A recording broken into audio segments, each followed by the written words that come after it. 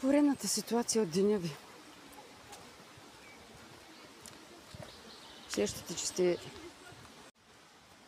Усещате, че сте се ядосали за нещо. А позволявате ли на тези чувства във вас да ги изразите? Или ги потискате? Казвате ли си на себе си: да, аз съм гневен, да, ядосах се.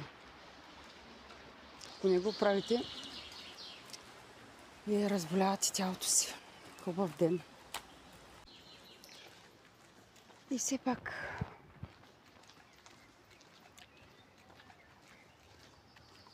не тейте тези емоции в себе си, а ме потърсете. Да поработим върху тях. Чакам ви.